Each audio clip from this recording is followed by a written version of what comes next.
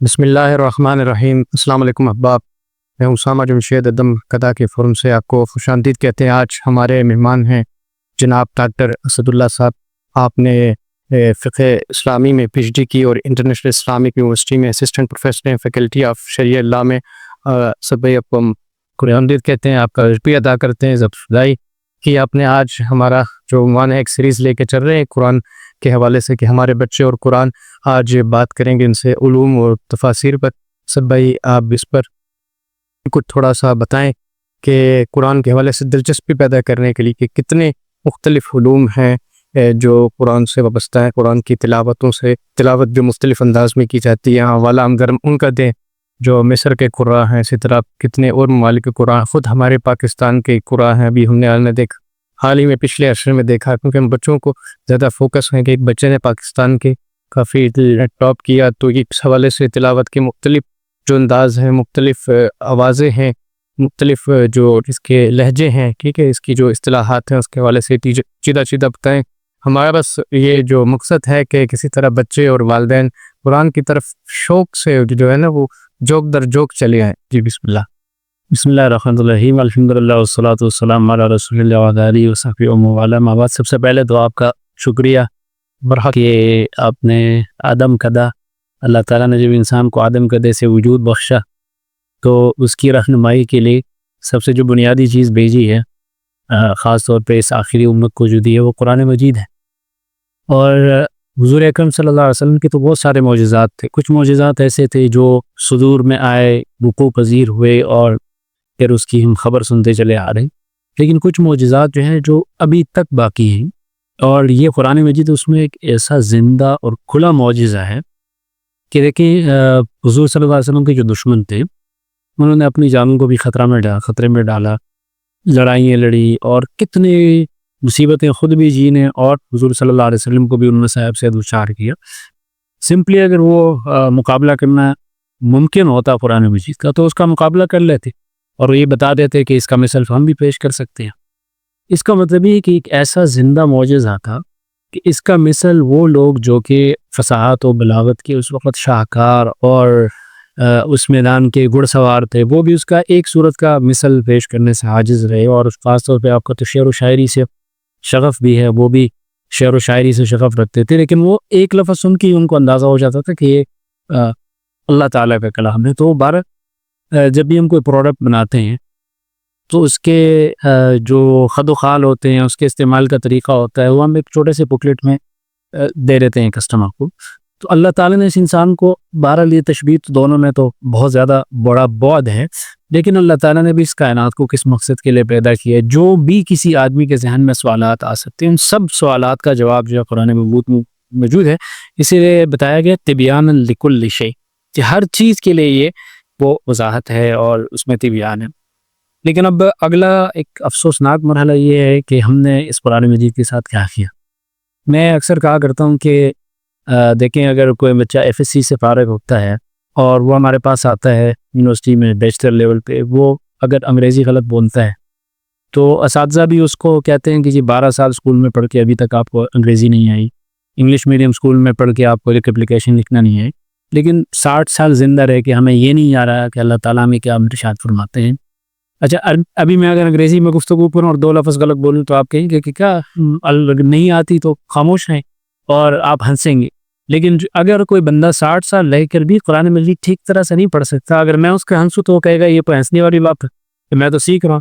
تو 5 سال سے شروع کر کے 60 سال تک آپ سیکھیں گے تو پھر پڑھیں گے کب کیسے؟ اور اتنی تعجب کی بات ہے کہ دیکھیں، اگر آپ کے پاس کوئی خط آتا ہے تو اگر آپ کو نہیں آتی زبان تو آپ کیا کہیں؟ کسی کو بلائیں گے؟ آپ تو خود مترجم ہیں، مترجم کی وہ خدمات لیں گے کہ یہ مجھے کیا کہنا چاہتا ہے۔ قرآن مجید میں بارہا اللہ تعالیٰ نے فرمایا یا ایھا الذین آمنوا یا ایھا الناس، پھر ایک انسان کو جھنجھوڑ کے کہا یا ایھا الانسان، اے انسان تمہیں اپنے رب کے بارے میں کس نے دھوکے میں ڈالا؟ لیکن انسان کو پتہ ہی نہیں ہے کہ مجھ سے کیا ارشاد فرمایا جا رہا ہو۔ اس لیے حضور نے فرمایا بہت سارے لوگ قرآن مجید پڑھتے ہیں اور قرآن مجید ان کو لعن کر رہا ہوتا ہے۔ اس لیے یہ ایک ہمارا کلنیہ ہے کہ ہم نے قرآن مجید کو ٹھیک طرح سے سمجھا نہیں۔ اس میں پھر ایک اور جو بات ہے کہ اس میں 2 ایکسٹریم ہیں۔ ایک تو وہ لوگ ہیں جو یہ سمجھتے ہیں کہ قرآن مجید کو سمجھنا ممکن ہی نہیں ہے، اور قرآن مجید کے اندر اتنے اسرار اور رموز ہیں کہ اس کو ہم سمجھ ہی نہیں سکتے. اچھا جب سمجھ نہیں سکتے تو اس کو بند کر دیں اور اس کو گھر میں رکھتے ہیں. جب کسی بچی کی شادی ہوگی تو اس کے سر پہ رکھ دیں گے, کوئی قسم آئے گی تو ہم جو ہے اس پہ ہاتھ رکھ دیں گے. ایک تو یہ گروہ ہے. دوسرا یہ ہے کہ وہ کہتے ہیں جی ہم سمجھتے ہیں, اگر میں قرآن مجید کو نہیں سمجھتا تو میں اس کے ٹرانسلیشن سے سمجھ لیتا ہوں. وہ قرآن مجید کو مکمل سمجھنے کا دعویٰ کر بیٹھتے ہیں. یہ دونوں ایکسٹریم لیولز ہیں, دونوں باتیں غلط ہے. اصل میں دیکھیں آپ, میں خود چونکہ شریعت و قانون کے شعبے سے وابستہ ہوں, تو اگر یہاں پہ باہر کوئی ایک بندہ جرم کر لے اور پھر وہ جج کے سامنے جا کے کہہ دے کہ جی مجھے تو نہیں پتا تھا قانون میں یہ بات لکھی ہے, تو کیا یہ اگنورینس آف لا ایکسکیوز ہے جو آگے کے نہیں؟ لیکن اگر وہ تھوڑا بہت قانون سمجھتا ہے پھر اس کے بعد وہ کہتا ہے کہ جی مجھے قانون کی تشریح کا بھی حق حاصل ہے. یہ جج جو بیٹھے ہوتے ہیں تو 20 سال لگا کے قانون پہ, ان میں اور مجھ میں تو کوئی فرق نہیں, میں بھی قانون کی تشریح کر سکتا ہوں, میں آئین کو بھی جانتا ہوں, قانون بھی جانتا ہوں, سب کو جانتا ہوں, اس سے کہ مجھے پتہ. دونوں باتیں غلط ہیں. قرآن مجید میں اللہ تعالیٰ نے ہر انسان کو اتنی تھنکنگ کیپیسٹی دی ہے کہ اگر وہ قرآن مجید کو سمجھنے کی کوشش کرے تو وہ حصہ جو قرآن مجید کا تفہیم تذکیر کے لیے اس کو سمجھ لے سکتا ہے. اسی لیے قرآن مجید میں فرمایا وَلَقَدْ يَسَّرْنَا الْقُرْآنَ, لیکن ابھی بتایا لِلذِّکْر, نصیحت کے لیے. اس کا مطلب ہے کہ جو نصیحت والا پارٹ ہے, اگر آپ کو عربی آتی ہے تب بھی آپ سمجھ لیں گے, آپ کو عربی نہیں آتی تو آپ ترجمے سے سمجھ لیں گے. لیکن جو اس کا وہ والا حصہ ہے جو قانون سے متعلق ہے, جس میں مقصد تخلیق بتائی گئی ہے, جو ایسے لوگوں کا کام ہے کہ جنہوں نے اس کے لیے زندگیاں وقف کی ہیں, جنہوں نے 50 سال 30 سال گزارے ہیں, جو پورے قرآن مجید کے علوم کے حامل ہیں. ظاہر سی بات ہے کہ ایک عربی جاننے والا وہ تو برابر تو نہیں ہو سکے, دونوں کے فہم میں بھی فرق ہے. تو اس لیے قرآن مجید کو ہم نے سمجھنا ہے اور جو ہمارے سمجھ سے باہر ہے اس کو سمجھنے کی کوشش کرنی ہے. اور اسی لیے قرآن مجید کا ہمارے اوپر بہت سارے حقوق بھی ہیں. قرآن مجید کو اللہ تعالیٰ نے نازل کیا تو سب سے پہلے تو ہم اس کو پڑھیں, اس پر ایمان لائیں, ایمان لانے کے بعد اس کو پڑھیں, پڑھنے کے بعد اس کو سمجھیں. اچھا پڑھنے سے کا مطلب یہ, کچھ لوگ کہتے ہیں اگر آپ کو سمجھ نہیں آتا تو اس کا مطلب ہے کہ آپ تو طوطے کی طرح بولتے جا رہے ہیں. یہ بات بھی غلط اس لیے کہ قرآن مجید کا بذات خود پڑھنا یہ بھی ایک عبادت ہے اور اس کے ایک ایک لفظ میں 10 نیکیاں ملتی ہیں. لیکن اچھی بات ہے کہ اگر آپ کو سمجھے بھی کہ اس میں کیا لکھا ہوا ہے, سمجھنے کے بعد پھر اس پہ جو ہے نا اس پر عمل بھی کرنا ہے. عمل کر لینے کے بعد اس پہ تدبر کرنا ہے.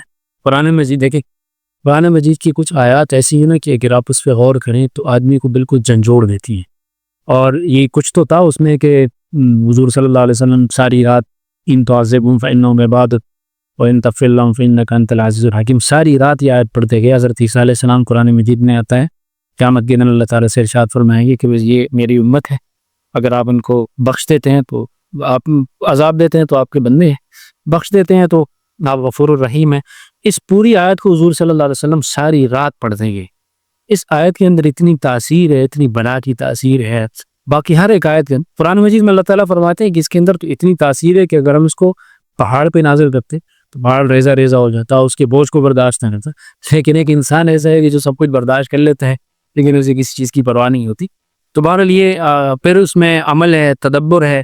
اور پھر ایک اور مسئلہ جو یہ تو ہمارے انفرادی اس سے متعلق ہے, ہمارے اجتماعی زندگی سے جو متعلق ہے کہ ہمارے پوری زندگی کے ہر پہلو کا ایک گویا آئین ہے. اور ہم نے قرآن مجید میں اللہ تعالیٰ نے حضور صلی اللہ علیہ وسلم کی قسم کا کہ ارشاد فرمایا فَلَا وَرَبِّكَ لَا يُؤْمِنُونَ, تیرا رب کی قسم یہ لوگ مومن نہیں ہو سکتے جب تک یہ تجھے حکم نہ بنا دیں تمام زندگی کے فیصلوں میں.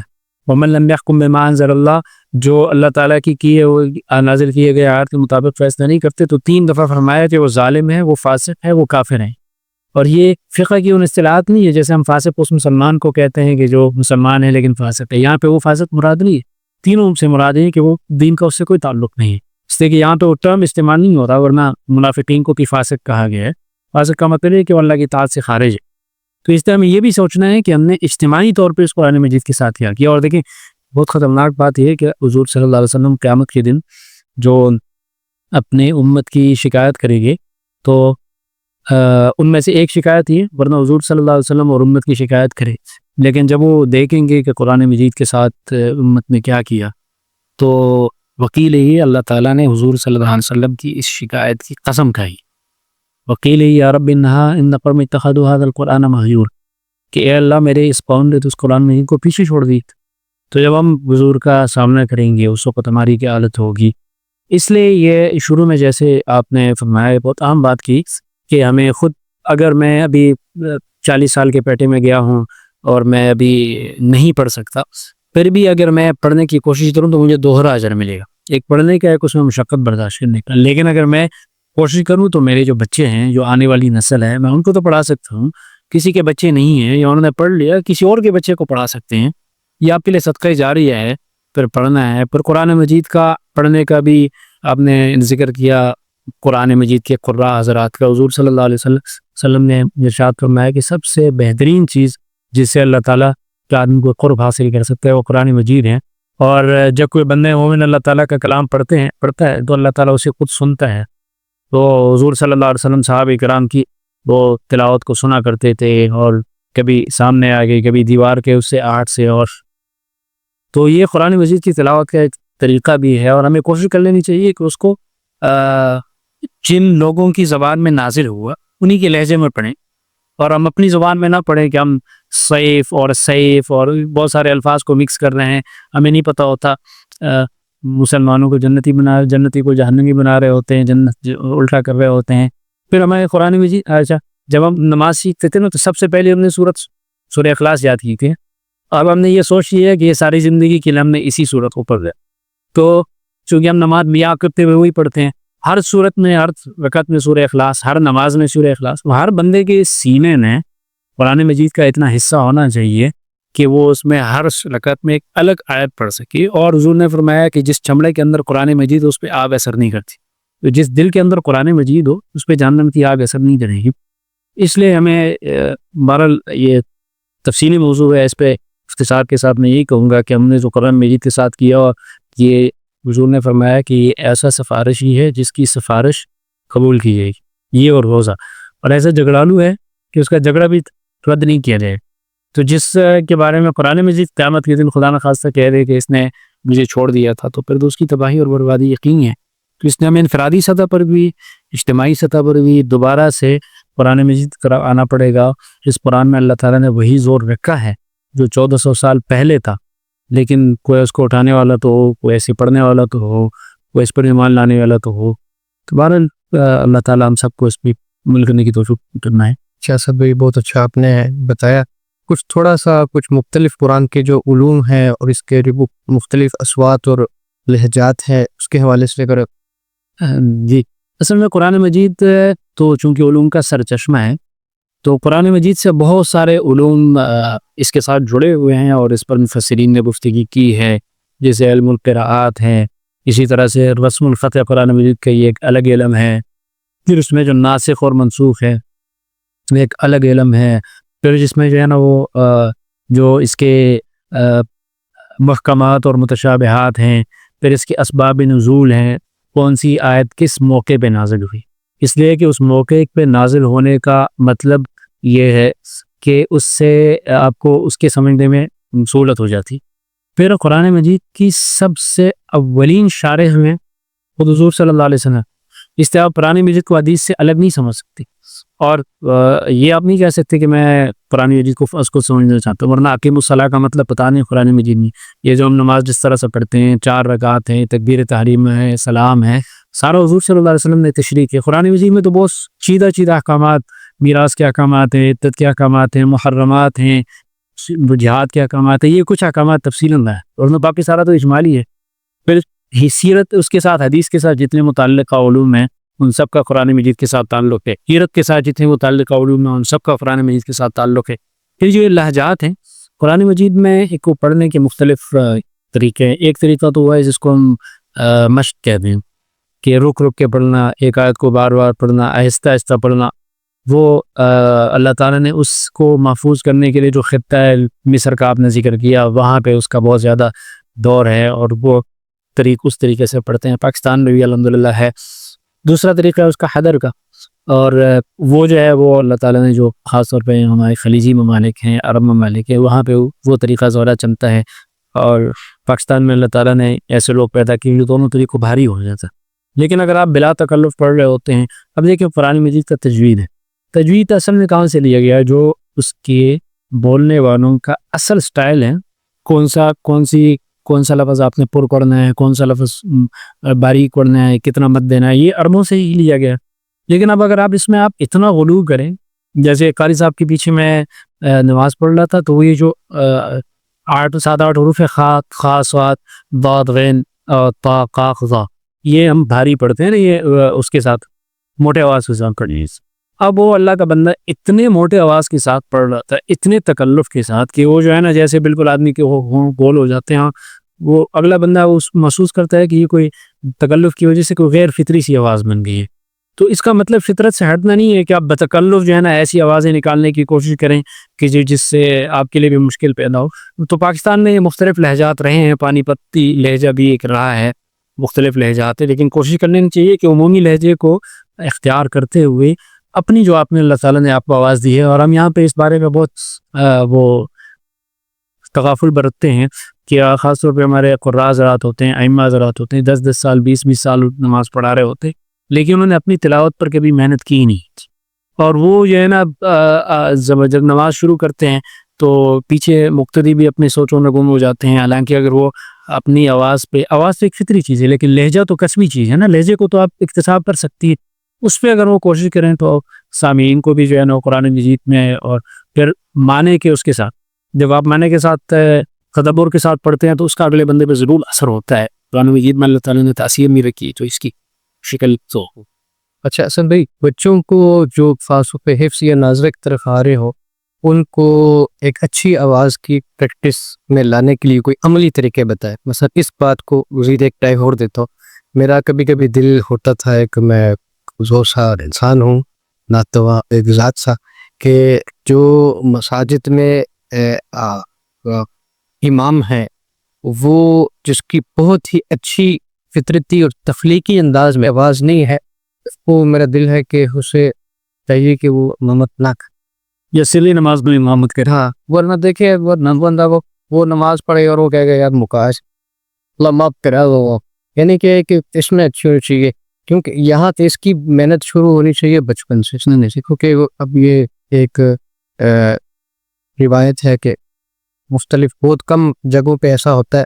ایک ہمارے پاکستان میں مختلف جو ایک طبقات ہیں دینی لحاظ سے، ایک طبقہ اس پہ بہت آپ کو پتہ ہوگا جو ہے نا لمبی نماز والے جو اشتہا 700 پہ پڑھاتے ہیں نبی، وہ بہت محنت کرتا ہے، وہاں دل خوش ہوتا ہے. میں اپنے دوستوں کو ساتھوں کی یاد سے ہی وہ مومن کر کے تک ایک اچھی آواز ہے، وہ ایک اچھا قدی ہے.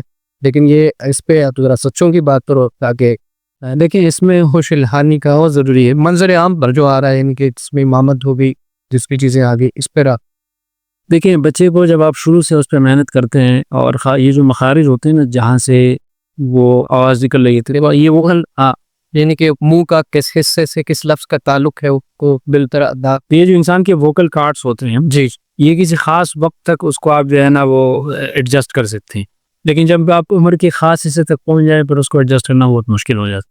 تو اس لیے بچپن سے اس پہ محنت کرنی چاہیے، اور اس میں جب آپ اس بچے کو ماحول میں بیچتے ہیں تو اس کا بھی اس پہ اثر ہوتا ہے. پھر خاص طور پہ ہمارے قراء حضرات ان کو کوئی کسی عرب قاری صاحب کا لہجہ بھی سناتے ہیں. اچھا جب وہ سناتے ہیں بار بہت زیادہ سننے کی وجہ سے ایک لاشعوری طور پہ ان کے ذہن میں وہ لہجہ بیٹھ جاتا ہے. تو یہ ایک اچھی چیز ہے. جو میں نے کہا کہ بتکلف اس کا نقل اتارا جائے وہ ایک اچھی بات نہیں ہے، لیکن کسی کو اتنا سننا کہ وہ اس کے سننے کا سٹائل، اس کے مت کا طریقہ وہ آپ کو آ جائے تو ایک اچھی بات ہے، اس کی کوشش بھی کر لینی چاہیے. دوسرا آپ نے ذکر کیا جس کی طرف میں نے بھی اشارہ کیا کہ خاص طور پہ ہمارے کچھ اہم بات جو ہے وہ اس پہ توجہ نہیں دیتے، آواز پہ، لہجے پہ، میں نے اس کی محنت نہیں کرتے. حالانکہ ہر چیز سیکھنی ہوتی ہے، دیکھیں نماز سیکھنی ہوتی ہے، دعا بھی سیکھنی ہوتی ہے، وضو بھی سیکھنا پڑتا ہے، تلاوت بھی سیکھنی ہوتی ہے، ہر چیز سیکھنی پڑتی ہے، اور ہر بندہ ہر وقت جو ہے نا متعلم ہے. اور یہ جو اکثر ہمارے حضرات کہتے ہیں کہ جب کوئی آدمی مدرسے سے فارغ ہو جائے تو ہم کہتے ہیں یہ فارغ تحصیل ہو گیا، کہ ابھی یہ تحصیل نہیں حاصل. یہ غلط بات ہے، وہ تو ابھی تحصیل کے دروازوں میں جو ہے نا اس کے پاس وہ گر آ گیا کہ اب آپ نے تحصیل کیسے کرنی ہے. اس لیے جو ہے نا وہ آخری وقت تک اس کو کوشش کر لینی چاہیے کہ اپنا لہجہ بہتر بنائے. اگر نہیں کر سکتا تو وہ کسی مؤذن، کبھی کبھار مؤذن صاحب کی اتنی پیاری آواز ہوتی ہے اور جو ہے نا امام صاحب بزد ہوتے ہیں کہ نہیں میں نہیں پڑھانی، تو امام صاحب کو چاہیے کہ وہ سبھی نمازیں پڑھا دے، مؤذن کو آگے کرے. وہ ایک قضیہ اٹھایا نا، اچھے قضیے کی طرف بات کی، بہت پھر آپ نے ذکر کیا کہ نماز میں کبھی کبھار نماز کسی ایسی مسجد میں پڑھنے کا کہ جس میں آپ لطف آئے، وہ بہت اچھی بات ہے، لیکن اس میں ایک چیز کا خیال رکھنا چاہیے، کبھی کبھار ہم نماز اتنی لمبی کر دیتے ہیں، حضور نے فرمایا، حضور نے حضرت معاذ کو فرمایا کہ افتان انت یا معاذ، معاذ تم لوگوں کو فتنے میں ڈالنے والے ہو، جب تم نماز پڑھاؤ کسی کو تو ہلکی نماز پڑھاؤ، اس طرح کے باپ پیچھے ضعیف لوگ ہوتے ہیں، ضرورت مند ہوتے ہیں۔ تو اب کچھ لوگوں نے اس کو اتنا تفصیلی کر دیا کہ آدمی اگر کسی ضرورت کی وجہ سے ادھر جا کے کھڑا ہو جائے تو پھر حیران ہوتا ہے کہ اب یہ مثال کے طور پہ ایک مسجد میں گیا تو اب میں سجدے میں تسبیح گننے لگا تو تقریباً 25 دفعہ میں نے تسبیح، اب جو ہے وہ اب یہ اس میں کوئی ضرورت مند ہو سکتا ہے، کوئی مریض ہو سکتا ہے۔ دوسری طرح کچھ لوگ اتنے اختصار سے پڑھ رہے ہوتے ہیں کہ یہ آپ سورہ فاتحہ آپ نے نہیں پڑھی ہوگی اور وہ مسئلہ ختم ہو گیا، اور آپ تحیات پہ بیٹھیں گے، آپ آدھے تک پہنچ گئے ہوں گے، اسی طرح ایک تو دونوں باتیں ٹھیک نہیں ہیں۔ نہ اتنا اختصار ہے کہ اس سے آدمی کی توجہ خراب ہو جائے، وہ تعدیر ارکان ہی فوت ہو جائے، نہیں اتنی تطویل ہے کہ وہ لوگوں کے لیے جو ہے نا وہ باعث بوجھ بن جائے۔ تو بہرحال اللہ تعالیٰ میں دین کو صحیح طرح سے سمجھنے کی توفیق عطا فرمائے، میں خود بھی عمل کرنے کی توفیق عطا فرمائے۔ اچھا، بالکل آخری حصے پر آتے ہیں۔ ایک تو آپ کچھ جو ہمارے مختلف عمر کے طبقوں میں ہے، کوئی 21 میں ہے، کوئی 30 میں ہے، اس کی تھائی کوئی 40 50 60 مختلف کے لحاظ سے، عمر کے لحاظ سے، ایک تو یہ طبقات ہو گئے، ٹھیک ہے۔ پھر ایک دوسرے ہو گئے کہ کوئی کسی کا دینی اور قرآن کے ساتھ وابستگی زیادہ ہے، اچھی ہے، اس کو قرآن بہت اچھا پڑھ لیتا ہے، کوئی کم پڑھتا ہے، کسی کم ہے، ایک یہ طبقہ ہو گیا، ٹھیک ہے۔ پھر تیسرا طبقہ یہ ہو گیا کہ کوئی بہت زیادہ پڑھا لکھا ہے، کوئی کم پڑھا لکھا طبقہ، ہم نے سب کو دیکھ لیا، ٹھیک ہے۔ ان 3 طبقات کے لحاظ سے آپ کچھ تفاسیر ترجموں کا بتا دیں کہ کیسے ہو، اور اس کے بعد ساتھ ہی آپ بھی جو آپ کا پیغام ہے قرآن کا ہمارا وہ بتا دیے، بس یہ آپ کے اس کو اچھی طرح سے دیکھیں قرآن مجید میں کوشش کر لینی چاہیے نا کہ پہلی بات تو یہ ہے کہ حضور نے فرمایا کہ تم میں سب سے بہترین وہ ہیں جو قرآن مجید خود سیکھے اور سکھائے۔ تو اس کا مطلب یہ کہ سیکھنے اور سکھانے کا ہمیں ضرور کوشش کر لینی چاہیے، اور بہت ساری چیزیں ایسی ہوتی ہیں کہ حضور صلی اللہ علیہ وسلم نے فرمایا کہ یحمل هذا العلم من كل خلف مدول، کہ یہ جو علم ہے یہ ہمارا سینہ بسینہ منتقل ہو رہا ہے، اور ہر بندے سے اگلا عادل آدمی اس کو منتقل کرتا ہے۔ ینفون عنہ تحویل الغالین وانتحال المبتلین، کہ اس سے جو ہے نا وہ آگے تحریف اور تعویل اور غلط تعویل کی رستیں بند ہوتے ہیں۔ وہ سب سے پہلے تو ہمیں کوشش کر لینی چاہیے کہ جس طرح قرآن مجید سینہ بسینہ بھی منتقل ہوتا جا رہا ہے کتاب کے ذریعے بھی، تو ہم تو ایک تو کوشش کر لیں کہ بلا تفریق عمر کے کسی بھی ہر بندہ علم کے اصول کا متاز ہیں کہ ہم قرآن مجید کو کسی ایسے بندے سے ضرور سیکھنے کی کوشش کریں جس کو قرآن مجید پر مکمل عبور ہے اور جس نے قرآن مجید سے متعلق ضروری علوم کو بھی حاصل کیا ہے، کسی مفسر سے ضرور پڑھنے کی کوشش کریں۔ دوسری بات یہ ہے کہ قرآن مجید کے اندر ایک بہت اہم بات اللہ تعالیٰ نے فرمائی ہے، یضل بھی کثیراً ویہدی بھی کثیراً۔ قرآن مجید چونکہ اجمالی طور پہ چیزوں کو ذکر کرتا ہے، اور اس اجمال کی وجہ سے اس قرآن مجید کو کسی بھی طرف لوگ موڑ لیتے ہیں، تو جو لوگ غلط راستے پہ گئے ہیں وہ بھی کبھی کبھار قرآن مجید کے اندر معنوی تحریف ایسا کر دیتے ہیں کہ وہ اگلے بندے کو لگتا ہے کہ جی اس کا یہ آیت کے اندر یہ گنجائش موجود ہے، یہ معنی موجود ہے، وہ کبھی غلط رخ پہ چلے جاتی۔ اس لیے اس کو سینہ بسینہ سمجھنا بھی بہت زیادہ ضروری ہے۔ اس کے بعد پھر ضروری علوم حاصل کرنے کے بعد پھر بہت ساری تفاصیل لکھی گئی ہیں جس کو اگر آدمی پڑھے، اور اس میں خاص طور پہ تفسیر بھی ایک علم ہے۔ یہ مطلب نہیں ہے کہ کوئی بھی بندہ جو کہ عربی زبان جانتا ہو اس نے تفسیر لکھنی تاکہ مؤلفین اور مفسرین کی فہرست میں ان کا نام آ جائے، تو اس شوق کی وجہ سے بہت سارے لوگ جو ہے نا قرآن مجید پہ پھر وہ کرتے ہیں، تب آزمائی کرتے۔ تو اس لیے یہ بھی بہت زیادہ ضروری ہے کہ کسی مستند تفسیر کو، خاص طور پہ جس کسی عالم سے کسی مفسر سے آپ پڑھ رہے ہیں ان سے آپ پوچھ بھی سکتے ہیں کہ وہ کون سی آیت تفسیر میں پڑھ۔ پھر اس میں یہ بھی ذہن میں رکھنا چاہیے کچھ تفاسیر ایسی ہیں کہ جو خاص طور پہ علماء کے لیے، مفسرین کے لیے لکھی گئی ہیں۔ اب اگر آپ اس کو پڑھنا شروع کر دیں، مطلب یہ کوئی ایسا بندہ ہے کہ جو اس کے بارے کی اوپری جانتا، اب اس کے اندر ہر قسم کی روایات جمع کی گئی۔ مثال کے طور پہ امام ابن کثیر، امام طبری، ان حضرات نے بہت ساری جو سارے اقوال لکھ دیے۔ اب سارے اقوال لکھنے کا مطلب یہ ہوتا ہے کہ اس آیت کے اندر یہ گنجائش بھی موجود ہے، لیکن اب کبھی کبھار اس حدیث کے ساتھ انہوں نے سند ذکر کی ہوتی ہے، لیکن وہ سند کا مطلب یہ ہے کہ اس کو کوئی مفسر آدمی جانچ لے گا کہ یہ سند ٹھیک نہیں ہے تو اس سے تفسیر بھی ٹھیک نہیں، عام آدمی تو اس کو نہیں جانچ سکتا۔ اب اگر وہ کہے کہ نہیں اس آیت کا یہ بھی مطلب ہے، تو جیسے اگر وہ کسی تفسیر میں بہت سارے ہمارے متجددین نے کہا ہے کہ نعوذ باللہ حضرت موسیٰ علیہ السلام کا جو اساس ہے 12 چشمے جاری ہونے کا واقعہ تھا وہ نعوذ باللہ نہیں ہوا تھا، اور وہ فضرب بعصاک الحجر کا معنی وہ یہ بیان کرتے ہیں کہ اپنی لاٹھی کو لے کر پہاڑ کی طرف چلے جاؤ. تو یہ کتنا قرآن مجید کے اندر تحریف ہے. اسی طرح بہت ساری تحریفات انہوں نے کی ہیں. اس لیے کسی مستند تفسیر کو، اور پھر خاص طور پہ وہ تفسیر جو عوام کے لیے لکھی گئی ہو، بہت ساری تفاسیر ہیں عوام کے لیے لکھی گئی ہیں جس میں معارف القرآن بھی ہے، اسی طرح سے آسان ترجمہ قرآن ہے، اس کے علاوہ بہت ساری تفاسیر ہیں، اس کو پڑھنے کی ضرور کوشش کر لینی چاہیے. اور لیکن اس کے ساتھ کسی مفسر کے ساتھ جڑا رہنا بہت ضروری. اور جب بھی ہمارے اکثر شبہ ہماری جہالت کی وجہ سے، اور اسی لیے ہم کہتے ہیں کسی علم کو پڑھنے کا سب سے پہلا فائدہ جو ہوتا ہے وہ آدمی کو اپنی جہالت کا احساس ہو جائے کہ جی یہ چیزیں میں نہیں جانتے ہوئے بھی میرا خیال یہ تھا کہ میں سب کچھ جانتا ہوں. اور سب سے زیادہ اپنے علم پر گھمنڈ ہوتا ہے جاہل آدمی، کہتا ہے کہ میں سب سے بڑا عالم. اس لیے جو ہے وہ اس کے ساتھ کوئی بھی شبہ آپ کے ذہن میں آئے ضرور کسی سے کنسلٹ کرنے کی کوشش کر لینی چاہیے. ایسا نہ ہو کہ وہ شبہ پختہ ہوتے ہوتے تشکیک تک پہنچے، کنفیوژن تک پہنچے، اور پھر ایسا نہ اللہ نہ کرے کہ بھی کسی کے مصداق بن جائے. اس لیے اس کو سینہ بسینہ سمجھنا بھی بہت زیادہ ضروری ہے. اس کے تعلیم کا، تعلم کا کے بھی ماحول اجاگر کرنے کی بہت زیادہ ضرورت ہے، اور مستند تفاسیر کو بھی سمجھنے کی بہت زیادہ ضرورت ہے. کہ بہت شکریہ. اچھا بس یہ ایک نے کہا تھا آخری بات ہے آپ سے، وہ دل کر رہا ہے مزید باتیں کی جائیں.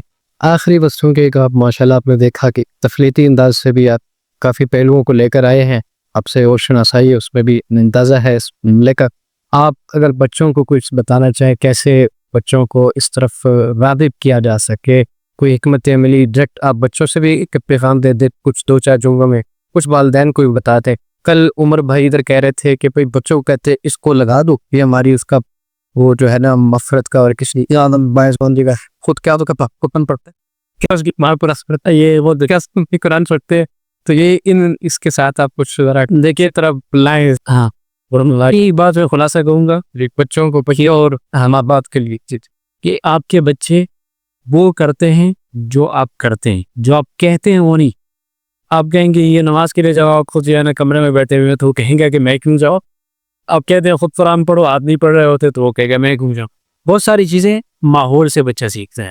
اگر آپ کے گھر میں دیکھیں، ہمیشہ سے ہم گھر کے اندر لائبریری کی بھی کوشش کرتے ہیں. جو صاحب علم ہوتے ہیں، جو جم میں جاتے ہیں تو انہوں نے ورزش کے لیے بھی ایک جگہ وہ چیز ہوتی ہے، کھانے کے لیے الگ ہوتی، لیکن نماز کے لیے الگ جگہ نہیں ہوتی. اگر باقاعدہ اہتمام کے ساتھ ہم کوئی جگہ خاص کریں، وہاں پہ والدین بھی نماز پڑھیں، وہاں پہ قرآن مجید کا ماحول ہو، وہاں پہ بچے آئیں سیکھیں، اس کا بچوں کے اوپر بہت زیادہ اثر ہوتا ہے. نمبر 2، بچوں کو بھی اصل میں بچے تو ناسمجھ ہوتے ہیں. بچوں کو مخاطب کرنے کا مقصد ان کے والدین کو ہی مخاطب کرنا ہے.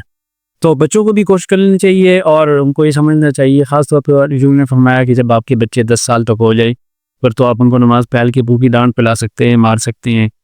جس طرح باپ اپنے، یہ مطلب نہیں ہے کہ اس کی ہڈی توڑ بھی، لیکن یہ ہے کہ اس کو تھوڑا سا خوف ہونا چاہیے کہ میرے والد صاحب کو غصہ بھی کرنا آتا ہے، تو ساتھ ساتھ پہ ان کو حکم دینا چاہیے. اس سے سب سے جو پرائمری رسپانسبلٹی ہے وہ تو ہے والدین کی.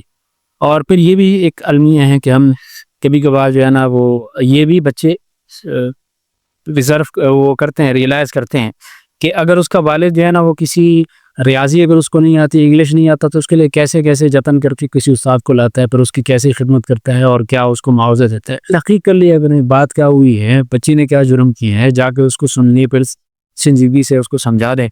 تو اس لیے سب سے پرائمری رسپانسبلٹی جو ہے نا وہ والدین کی بنتی ہے. اس کے بعد پر بچے کو ترغیب دینا، ترغیب بہت زیادہ ضروری ہے. تو اسی طرح سے قرآن مجید اگر اس نے ایک وہ ختم کیا، چھوٹی سی سورت ختم کی، آپ گھر کے اندر کوئی تقریب رکھتے ہیں، پھر جو ہے نا اس نے 12 ختم کی، تقریب رکھنے، پھر جو ہے نا آپ اس کو کہیں کہ جو آپ کے استاد ہیں آپ جا کے اس کے پاس یہ تحفہ لے کے چلے، اس سے وہ یہ سمجھ رہا ہوتا ہے یہ بہت معزز چیز ہے. تو ہم لوگ جو ہے نا وہ قریب گھر میں آ کے بتاتا ہے کہ جی میں نے 12 وہ کر دیا، پڑھ دے، تو بس وہ آپ اس کو سیلیبریٹ ہی نہیں کرتا. تو بچہ سمجھ رہا ہوتا ہے کہ جیسے یہ کوئی میں ایسا کام کر رہا ہوں جس کی کوئی خطرہ. بہت شکریہ صاحب، بہت شکریہ ناظرین نئے موضوع کے ساتھ آپ کیا کہ میں نے آپ کا شکریہ ادا کرنا چاہتا ہوں. آپ نے ماشاءاللہ اتنا بہترین ماحول بنایا ہوا ہے دبا اس پورے اللہ لوگوں کا رہنمائی جس ذریعہ بنایا وہ بہترین. بہت شکریہ.